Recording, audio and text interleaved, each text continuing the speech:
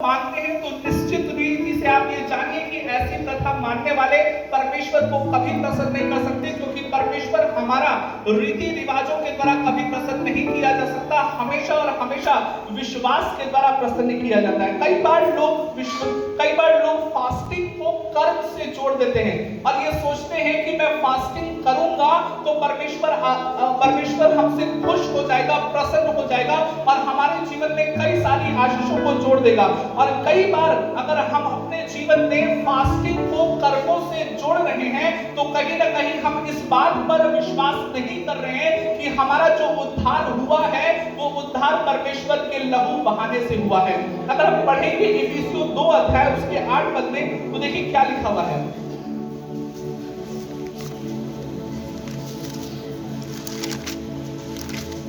Hallelujah.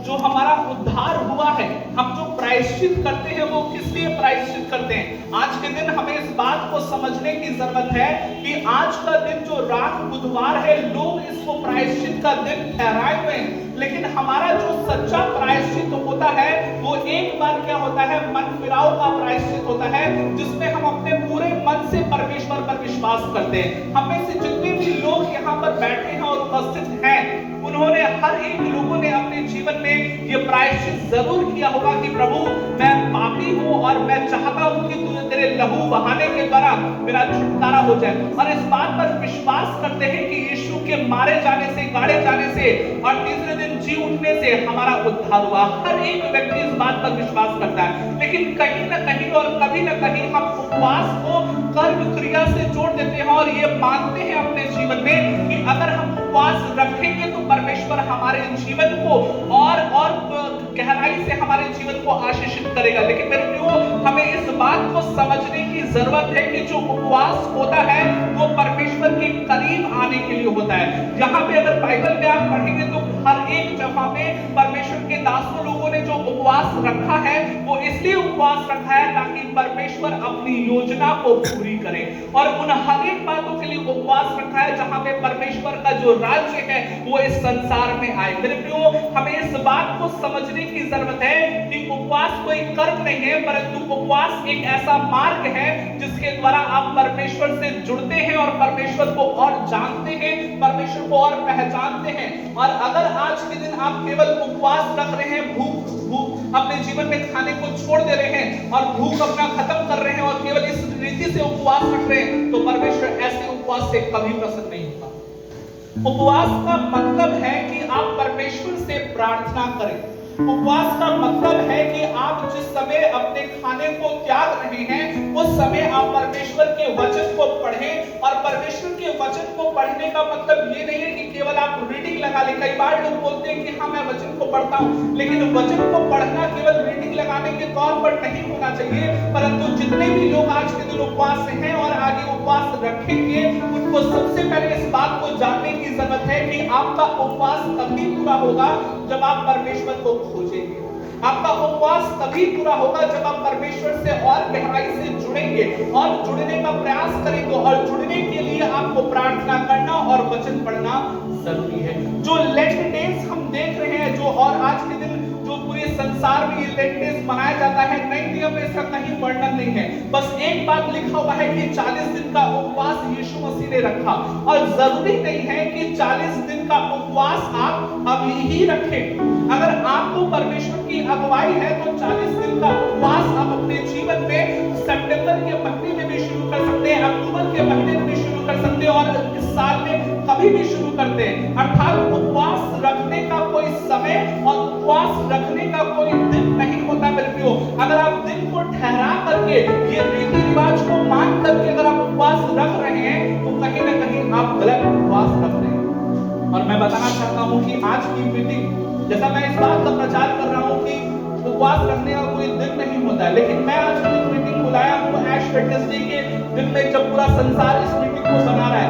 मैं आपको आज के दिन इसलिए बुलाया हूं ताकि मैं आपके साथ मिलकर के उपवास रख सकूं, लेकिन इसका ये उद्देश्य नहीं है कि मैं लेंट को फॉलो कर रहा हूं, मैं किसी रीति रिवाज को फॉलो कर रहा हूं। अगर परमेश्वर में मुझे अगुवाई करेगा तो मैं इस उपवास को, जो 40 दिन का उपवास है, उसको मैं आगे भी किसी और महीने में भी कर सकता हूं दोबारा। ठीक है। और पिछले दिनों में जब 2020 में हम लोगों ने उपवास रखा तो परमेश्वर की अगुवाई में हम लोगों ने 11 दिन का उपवास रखा, पूरे टीम के लोगों ने उपवास रखा और वो उपवास के द्वारा परमेश्वर ने काम भी किया। सो हमें इस बात को समझने की जरूरत है कि बहुत से लोग केवल लेंट डेज में ही उपवास रखते हैं और इस समय उनको लगता है कि उपवास रखने से और परमेश्वर से प्रार्थना करने से परमेश्वर हमारी प्रार्थना सुन लेगा, लेकिन ऐसा कुछ भी नहीं। बाइबल इस बात को पूरी तरीके से खंडित करता है और बाइबल में ऐसी बातें नहीं लिखी है, ठीक है। जब भी हम उपवास रखना चाहते हैं तो हमें सबसे पहले परमेश्वर से प्रार्थना करने की जरूरत है, परमेश्वर से पूछने की जरूरत है, और परमेश्वर अगर हमारी अगुवाई करता है तो हमें उपवास रखने की जरूरत है। और कुछ बातों को हम देखेंगे। पहला राजा उसका 18 अध्याय उसके 28 पद में देखिए क्या लिखा है। छुरियों और बर्छियों से क्या किया, अपने आप को यहां तक घायल किया कि लहू लुहान हो गए। क्या आपने इस तरीके की प्रक्रिया अपने जीवन में देखी है? मैं यही बात आपको बता रहा था। और यहाँ पे ये जो कर रहे हैं, जो लोग कर रहे हैं, ये बाल देवता के अनुयायी हैं और ये अपने देवता को प्रसन्न करने के लिए अपने आप को क्या कर रहे हैं, घायल कर रहे हैं। लेकिन मेरे प्रियो, हमें इस बात को समझने की जरूरत है, जैसा कि मैं आपको अभी बता रहा था कि उपवास जब आप रख रहे हैं तो परमेश्वर ये नहीं चाहता कि आप शुक्रवार को मांस छोड़ दे, परमेश्वर ये नहीं चाहता कि आप बुधवार को मांस छोड़ दे, परमेश्वर ये नहीं चाहता कि आप रविवार को मांस छोड़ दे।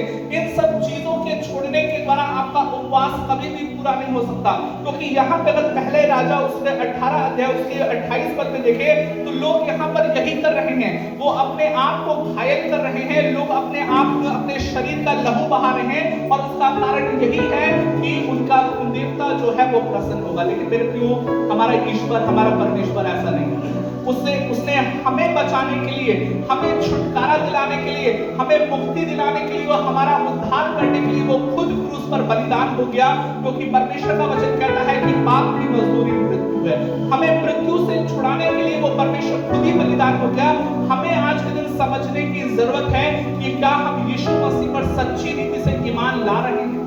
हमें इस बात को समझने की जरूरत है कि क्या हमने सच्ची रीति से अपने पापों का प्रायश्चित किया है और परमेश्वर को सच्ची रीति से क्या ग्रहण किए हैं। अगर सच्ची रीति से ग्रहण किए हैं तो आप किसी भी दिन उपवास रखेंगे, परमेश्वर सुनेगा। आप किसी दिन भी परमेश्वर से उपवास रख के प्रार्थना करेंगे, वो आपको निश्चित तौर पर आशीष देगा। कई बार जब लोग कहते हैं, मैं सुनता हूँ कि आज भैया मैं उपवास हूँ और इसलिए मैं नॉनवेज नहीं खाऊंगा। एक प्रश्न मेरे दिमाग में आया और मेरे मन में आया कि मान लीजिए अगर कोई कहता है कि मांस का भोजन मैं नहीं करूंगा, हाँ, और उससे परमेश्वर के करीब में आ जाऊंगा, तो उन लोगों का क्या होगा जो मांसाहारी है ही नहीं? वो लोग किस चीज का त्याग करेंगे? कई बार लोगों के मन में अगर ये बात है और मन में ये विचार है कि मैं मांस छोड़ दूंगा और मांस इस दिन नहीं खाऊंगा क्योंकि मैं उपवासी हूँ, मैं उपवास रखा और मैं मांस नहीं खाऊंगा और तो परमेश्वर के तब करीब चला जाऊंगा, तो उन लोगों को सोचिए, उन लोगों के विषय में सोचिए जो मांस खाते ही नहीं है। वो किस चीज का त्याग करेंगे कि वो परमेश्वर के करीब चले जाएं? मेरे प्रियो, ऐसा कोई नियम बाइबल में नहीं है।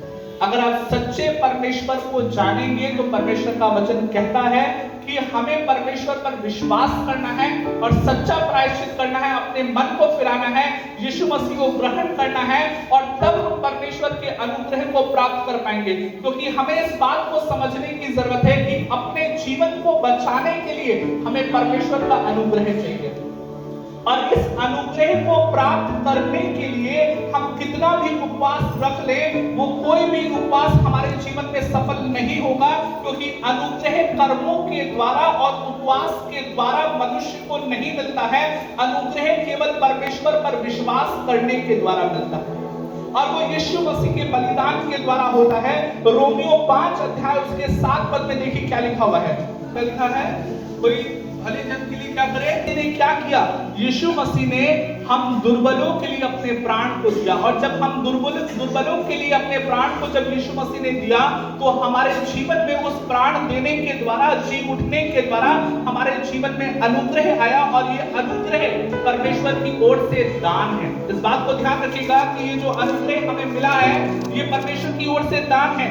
ये हमारे कर्मों के द्वारा, हमारे उपवास के द्वारा हमें अनुग्रह नहीं मिला। और जब भी आप अपने जीवन में उपवास रखते हैं तो इसको कर्म से जोड़ करके उपवास मत रखिए, परंतु परमेश्वर को खोजने के लिए उपवास रखिए, परमेश्वर को और जानने के लिए उपवास रखिए। तब तो परमेश्वर जो स्वर्ग में है आपके जीवन पर अपना अनुग्रह को निश्चित तौर पर उंडे देगा।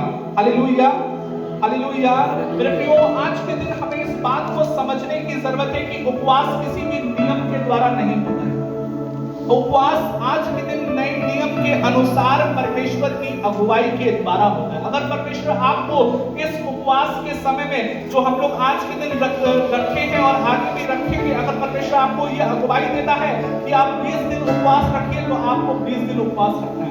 परमेश्वर आपसे कहता है कि आप केवल 4 दिन उपवास रखिए तो आप केवल 4 दिन उपवास रखिए। और परमेश्वर अगर आपसे कहता है कि 40 दिन रखिए तो 40 दिन रखिए। अगर परमेश्वर कह रहा है कि 50 दिन रखिए तो 50 दिन रखिए। और मैं आपसे ये कहना चाहता हूँ कि मैं अपनी कलीसिया में ये नहीं चाहता कि संडे को लोग छोड़ दे या संडे को खाना खाए, सब चीज करें, नहीं।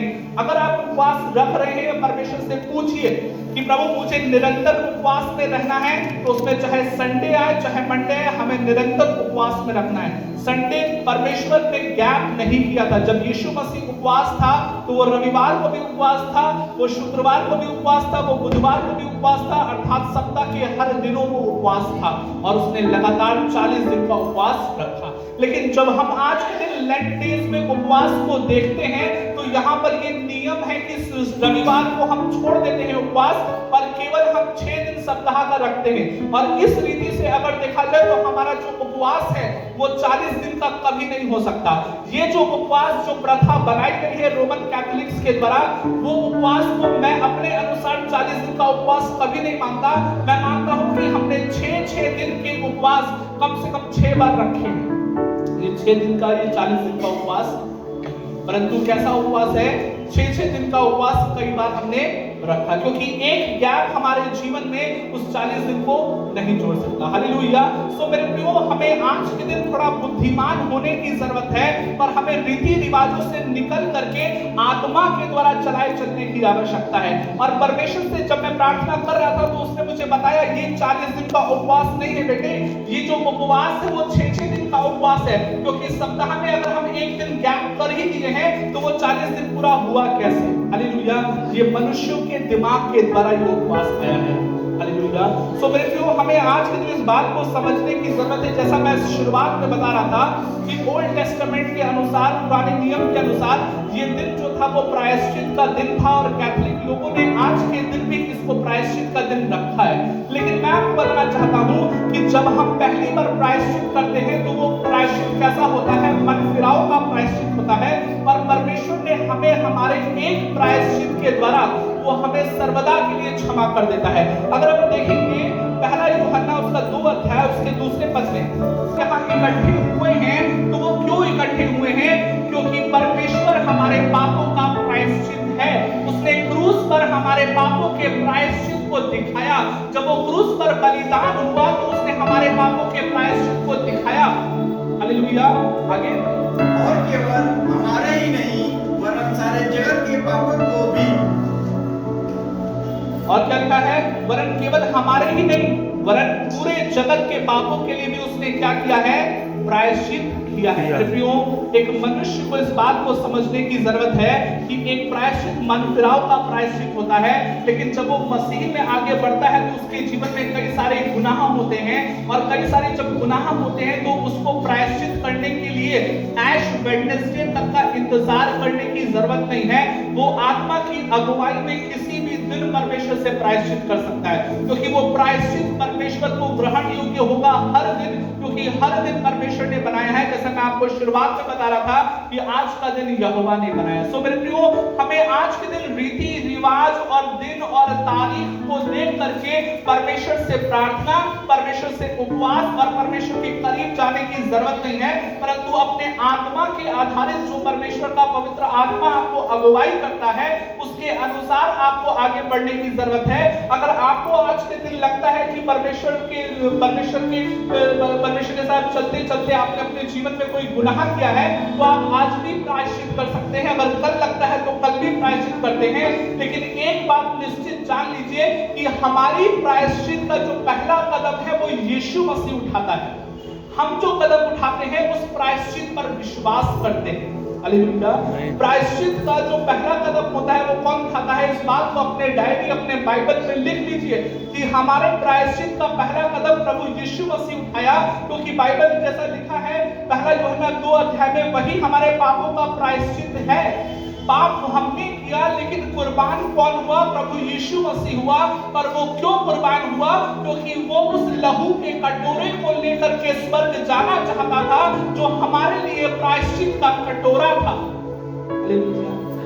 इस बात को, इस गहरी बात को हमें समझने की जरूरत है और उस परमेश्वर का धन्यवाद करने की जरूरत है कि परमेश्वर ने अपने प्रिय पुत्र को अर्थात यीशु मसीह को हमारे लिए इसलिए भेजा ताकि हम मारे ना जाए, हम नाश ना हो, परंतु वो हमारे लिए प्रायश्चित बन गया ताकि हम प्रभु यीशु के द्वारा परमेश्वर पिता से जुड़ सके। हालेलुया। और वो केवल एक व्यक्ति के लिए, दो व्यक्ति के लिए, तीन व्यक्ति के लिए नहीं हुआ, परंतु ये पूरे संसार के लिए हुआ, पूरे मानव जाति के लिए हुआ। जितने लोग इस प्रायश्चित की बातों को समझ पाएंगे, उतने लोग आज के दिन प्रभु की कुर्बानी का जो फल है वो अपने जीवन में प्राप्त कर पाएंगे, अपने जीवन में महसूस कर पाएंगे। लेकिन जरूरी ये है कि उस प्रायश्चित को हमें समझना है।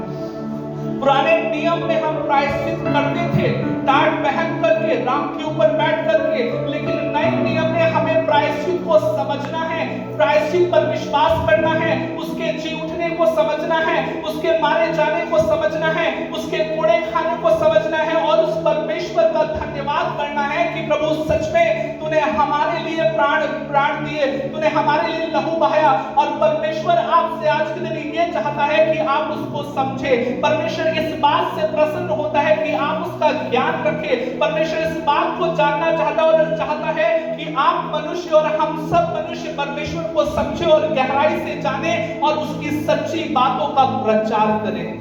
हालेलुया। और मैं केवल इस बात को आपको सिखा नहीं रहा हूं, परंतु प्रेरितों के काम और 3 अध्याय उसके 19 पद में देखेंगे तो ये बात प्रेरित लोग भी कह रहे हैं। देखिए क्या लिखा है इसमें। हालेलुया। एक बार फिर से कोई भी जन पढ़ेगा इसको आराम से है ना। किस बात से मन फिराना है? इस बात से मन फिराना है कि प्रभु मैं पापी था, लेकिन मेरे पाप के लिए तूने अपने बेटे को भेजा और उसको बलिदान चढ़ाया।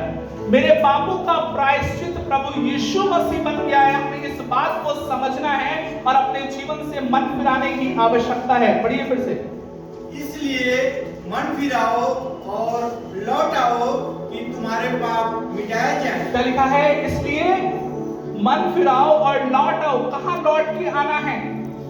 हम जो खोए हुए भेड़ के समान भटक गए थे, जैसा यशायाह कहता है, हमें क्या करने की जरूरत है? हमें लौट आने की जरूरत है। और जब प्रभु लौट आने के लिए वचन में कह रहा है तो केवल वो चल के आने के लिए नहीं कह रहा है, परंतु हमारे मन के साथ वो हमें चाहता है।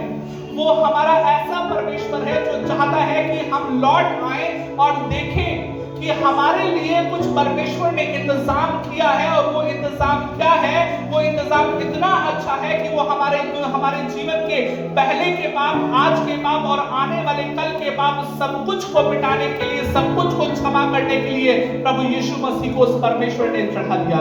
इसमें लिखा है, फिर से पढ़ेंगे भाई। इसलिए मन फिराओ। इसलिए क्या करना है? हमें मन फिराना है, क्योंकि प्रभु हमारा प्रायश्चित है। इसलिए मन फिराओ, विश्वास करो, उसके बलिदान के लिए धन्यवाद करो। इसलिए मन फिराओ और लौट आओ कि तुम्हारे पाप मिटाए जाएं, जिससे प्रभु के सम्मुख से विश्रांति के दिन आए। विश्रांति के दिन आए, अर्थात विश्राम के दिन आए, अर्थात आप स्वर्ग के भागीदारी बन जाएं। हालेलुया। एक मनुष्य अपने जीवन में स्वर्ग का भागीदारी तभी बन सकता है जब उसको ये विश्वास हो जाए कि मेरे पापों का प्रायश्चित प्रभु यीशु मसीह, इस दुनिया के पापों का प्रायश्चित प्रभु यीशु। आज के दिन जितने भी लोग इस बात को सुन रहे हैं और समझ रहे हैं, मैं आपको यह संदेश देना चाहता हूं कि प्रभु यीशु मसीह हमारे पापों का प्रायश्चित है। ये हम सब जान गए हैं, समझ चुके हैं। लेकिन इस सुसमाचार को लोगों तक भी लेके जाइए कि वो पूरे संसार के पापों का प्रायश्चित बना है। हालेलुया। क्या आप लेके जाएंगे? क्या आप लेके जाएंगे? क्योंकि बाइबल कहता है, नीति वचन 28 अध्याय उसके 13 पद में देखिए क्या लिखा हुआ है। जानने की जरूरत है कि प्रभु यीशु मसीह तुम्हारे पापों का प्रायश्चित है, क्योंकि बाइबल ये बता रहा है कि जो अपने पाप क्या रखा है, छिपाए रखा है, अर्थात प्रभु से अपने पापों को बयान नहीं किया है, प्रभु से छुपाए रखा है, यीशु मसीह से छुपा के रखा है, उसका कार्य सफल नहीं होता। उसका कार्य क्या हो सकता है? सफल नहीं हो सकता। आज के दिन जितने भी लोग असफल हैं, जितने भी लोग बीमार हैं, वो इसलिए बीमार हैं क्योंकि उन्होंने अपने पापों को यीशु मसीह के सामने नहीं माना है, सच्चे परमेश्वर के सामने नहीं माना है। और ये बात मैं इसलिए कह रहा हूं क्योंकि बाइबल इस बात को प्रमाणित करती है कि स्वर्ग के नीचे और पृथ्वी के ऊपर कोई दूसरा नाम नहीं जिसके द्वारा उद्धार हो। अर्थात इस बात को हमें समझने की जरूरत है कि जब हम अपने पापों को मान लेंगे, जब हम अपने पापों को बता देंगे कि प्रभु सच में मैं पापी हूं और मेरे पापों के लिए तू मारा गया है, तो हम सफल होंगे। देखिए आगे लिखा है इसमें, परंतु जो उनको मान लेता है और छोड़ भी देता है, उस पर दया की जाएगी। क्या किया जाएगा? कि परंतु जो उसको मान लेता है, क्या लिखा है? मान लेता है। अर्थात जो मैं आपको बता रहा था, मन फिराओ, मन फिराने का मतलब ये मान लेना है कि मैं पापी हूं और मेरे पापों का बलिदान और प्रायश्चित यीशु मसीह है। हमें इस बात को मान लेने की जरूरत है। और लिखा है छोड़ भी देता। छोड़ भी देने का मतलब है कि लौट आओ। जितने लोग अपने पापों को मान लेंगे वो यीशु मसीह की तरह बनने का प्रयास करेंगे और अपने पुराने मनुष्यत्व को छोड़ देंगे। वो व्यक्ति ये नहीं बोलेगा कि प्रभु मैं शुक्रवार को उपवास हूं और उस दिन सिगरेट नहीं पीऊंगा। वो व्यक्ति ये नहीं बोलेगा कि प्रभु मैं शुक्रवार को उपवास हूं और शुक्रवार को मैं गंदे और घिनौने काम नहीं करूंगा। वो व्यक्ति ये नहीं बोलेगा कि प्रभु मैं शुक्रवार को उपवास हूं और शुक्रवार को मांसाहारी नहीं खाऊंगा। वो व्यक्ति बोलेगा कि प्रभु मैं तेरे तंबू में वास करना चाहता हूं। वो व्यक्ति बोलेगा कि प्रभु तेरा आत्मा मुझ में वास करना है। वो एक दिन, 2 दिन, शुक्रवार, शनिवार, रविवार, बुधवार को वास नहीं करता है। वो हमारे जीवन में बसा दिया गया है, आज से सर्वदा काल के लिए बसा दिया गया। इसलिए प्रभु मैं लौट आया हूं, मैं गुनाह नहीं करूंगा। आमीन। हालेलुया। हालेलुया। अपने मन को फिराइए, अपने मन को बदलिए। परमेश्वर आपके हृदय को चाहता है, परमेश्वर आपके हृदय में जगह चाहता है। हालेलुया। हालेलुया। जितने लोग सो रहे सब ताली बजाएं। परंतु जो उनको मान लेता और छोड़ भी देता है, क्या लिखा है? मान लेता है और क्या करता है? 1 दिन, 2 दिन, 3 दिन के लिए नहीं, परंतु सदा सर्वदा काल के लिए क्या करता है? छोड़ देता है। इसमें लिखा है उस पर दया किया जाए। और वो दया क्या है? वो दया है उद्धार, जिसके लिए यीशु मसीह क्रूस पर चढ़ाया गया। मेरे प्रियो, हमें इस बात को समझने की जरूरत है कि आप किसी भी कार्य को, मैं नहीं चाहता कि मेरे जितने भी लोग हैं वो किसी भी कार्य को रीति रिवाज के अनुसार करें। हम आज के दिन कोई भी रीति रिवाज का पालन नहीं करते हैं। हम विश्वास के द्वारा चलते हैं, विश्वास के द्वारा जीवित हैं और पवित्र आत्मा की अगुवाई के द्वारा चलाए जाते हैं। जितने दिन, जितने समय के लिए पवित्र आत्मा आपको अगुवाई कर रहा है, उतने दिनों के लिए आप उपवास रखें।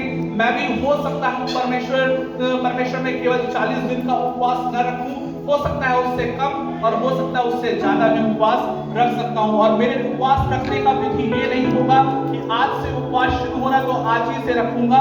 ये कभी भी शुरू हो सकता है और मैं अपने जीवन में बहुत से उपवास को रखा, लेकिन मैं कभी भी दिन को, रीति रिवाज को पालन करके उपवास नहीं रखा। दूसरी बात, एक बात और समझिएगा, उपवास रखने में कई बार लोग अपने जीवन में भूख हड़ताल करने लगते हैं। आप समझते हैं भूख हड़ताल क्या होता है? जो व्यक्ति उपवास करता है वो परमेश्वर को ढूंढता है, लेकिन जो व्यक्ति केवल अपने 2 वक्त की रोटी को छोड़ देता है वो भूख हड़ताल करता है, वो उपवास नहीं करता। आज के दिन मैं चाहता हूं कि अगर आप आज के दिन उससे उपवास रख रहे हैं और रखना चाहते हैं तो परमेश्वर को ढूंढिए। और उपवास रखने का मतलब इस तरीके से आप कर सकते हैं कि 2 वक्त की रोटी को छोड़िए और उस समय में रोटी पर, अन्न पर ध्यान लगाने से अच्छा है परमेश्वर पर ध्यान लगाइए, परमेश्वर पर मन लगाइए। लगाइए। और रोटी का छोड़ना इसलिए होता है ताकि आप संसारिक बातों पर ध्यान ना लगाएं, परंतु आप परमेश्वर पर ध्यान लगाएं जो हमारे जीवन का दाता है। हालेलुया। अगर आप पढ़ेंगे यशायाह 58 अध्याय तो देखिए उसमें उपवास की विधि दी हुई है। देखा यशायाह 58 अध्याय उसका 6 पद, जिस उपवास से मैं प्रसन्न होता हूँ, क्या लिखा है? जिस उपवास से मैं प्रसन्न होता हूँ वह यह नहीं कि अन्याय से बनाए हुए दासों और अंधेर सहने वालों का जुआ तोड़कर उनको छुड़ा लेना और सब जुए को टुकड़े टुकड़े कर देना, अर्थात दूसरों की मदद करना। अगर आप सच्चा उपवास रखना चाहते हैं तो परमेश्वर से प्रार्थना कीजिए और खुद तो अन्याय का काम करना छोड़ दीजिए और साथ ही साथ दूसरे के साथ जो अन्याय हो रहा है उस अन्याय के कामों में उसके छुटकारे के लिए काम कीजिए। दूसरी बात, क्या वह यह नहीं कि अपनी रोटी भूखों को बांट देना। कई बार हम क्या करते हैं? भूख हड़ताल करते हैं, लेकिन बाइबल क्या कह रहा है? अपनी रोटी भूखों को बांट देना। जिस दिन आप उपवास रखना चाहते हैं तो आप अपनी रोटी बनाइए, लेकिन वो अपने रोटी का हिस्सा किसी भूखों को दे दीजिए। उपवास करने का मतलब क्या है? संसारिकपन को त्यागना और आत्मिकपन में बढ़ना, है ना। एक व्यक्ति जो बांटता है वो आत्मिक तौर से मजबूत होता है, तभी वो बांट सकता है। एक देने वाले का हृदय बड़ा होता है और लेने वाले का हृदय हमेशा छोटा होता है। देने वाला बनिए। हालेलुया। क्या करना है? रोटी को क्या करना है? भूखों को बांट देना है। लेकिन आज के दिन पूरा संसार क्या कर रहा है? रोटी ही नहीं बना रहा है उपवास के दिन, भूख हड़ताल कर रहा है कुछ लोग। इसमें लिखा आगे, अनाथ और मारे मारे फिरते हुए को अपने घर ले आना, किसी को नंगा देखकर वस्त्र पहनाना और अपने जाति भाइयों से अपने आप को न छिपाना, है ना। तो ये सारी प्रक्रिया जो है वो उपवास की प्रक्रिया है ना। और ये सारी प्रक्रिया जब हम करेंगे और तभी कर पाएंगे जब आप परमेश्वर से जुड़े होंगे, और उसके लिए प्रार्थना करना और परमेश्वर को ढूंढना जरूरी है। हालेलुया। प्रियो, मैं फिर से इस बात को दोहरा रहा हूं कि आप अपने जीवन में कोई भी रीति रिवाज, कोई भी नियमों को मत पालन कीजिए, परंतु सच में आप उपवास रखना चाहते हैं तो परमेश्वर में बढ़िए, परमेश्वर को ढूंढिए और परमेश्वर को खोजिए। हालेलुया। ये मत कहिए कि मैं शुक्रवार को उपवास हूं तो मैं ये छोड़ दूंगा, मैं इस दिन उपवास हूं तो मैं ये छोड़ दूंगा। और एक बहुत बड़ी बात लोगों के मन में प्रश्न रहता है कि लोग ये प्रचार भी करते हैं कि जिस दिन आप उपवास हैं उस दिन आप दान भी दीजिए। लोग इस बात का प्रचार करते हैं, लेकिन मैं ये आपसे कहना चाहता हूं कि आप दान अपने जीवन में कभी भी दे सकते हैं। केवल उपवास के दिन ही दान देना ये उचित बात नहीं है, ठीक है। जब आप दान देना चाहते हैं अपने जीवन में तो वो परमेश्वर की अगुवाई के द्वारा होता है और आपके मन की बात होती है कि आप परमेश्वर के लिए क्या करना चाहते हैं, है ना। लेकिन हर व्यक्ति के लिए ये होना चाहिए कि परमेश्वर की अगुवाई के द्वारा ही हर काम करें। अगर आप उपवास रखना चाहते हैं और उस समय दान देना चाहते हैं तो आपका स्वागत है, लेकिन हमारी तरफ से मैं ये नहीं चाहता कि कोई भी व्यक्ति इसको रीति रिवाज बना ले कि लेंट डेज में आपको गुल्लक बांट दिया जा रहा है और उसको भर करके आप वापस कर दीजिए। नहीं, ये प्रक्रिया यहाँ पर नहीं चलेगी। आप अगर देना चाहते हैं तो परमेश्वर की अगुवाई में देंगे, लेकिन हमारी तरफ से ये कोई भी रीति रिवाज नहीं है, क्योंकि ये बाइबल की तरफ से कोई रीति रिवाज नहीं है। जब यीशु मसीह ने उपवास रखा 40 दिन का तो वो दान की पेटी भर करके वापस कलीसिया में नहीं दिया था, ठीक है। तो हमें इस बात को समझने की जरूरत है कि जो व्यक्ति दान देता है वो परमेश्वर से प्रेम करता है, और प्रेम करने का कोई समय, कोई दिन, कोई उपवास, कोई विधि नहीं होता है। आप अगर आज करना चाहते हैं तो आज कर सकते हैं, कल करना चाहते हैं तो कल कर सकते हैं, लेकिन परमेश्वर के राज्य के लिए बढ़ोतरी के लिए कार्य करना जरूरी है और अच्छी बात है। Hallelujah, hallelujah. सबको समझ में आया ये बात, है ना। आज के दिन हम कोई भी रीति रिवाज फॉलो नहीं करेंगे। इस कलीसिया से आपको कोई भी गुल्लक नहीं दिया जाएगा या कोई भी ऐसी चीजें नहीं बताई जाएगी। अगर आप उपवास रखते हैं, अगर आप चाहते हैं परमेश्वर के राज्य में बोना तो आप बिना उपवास के भी बो सकते हैं, उपवास में रह करके भी बो सकते हैं, ठीक है। ये आपकी और परमेश्वर के बीच का रिश्ता है, और आपका प्रेम है परमेश्वर के लिए। आप कितनी गहराई से परमेश्वर से प्रेम करते हैं उतनी गहराई से इंसान क्या करेगा, वो देगा और समर्पित अपने जीवन में करेगा। हालेलुया। आइए हम प्रार्थना में चलेंगे।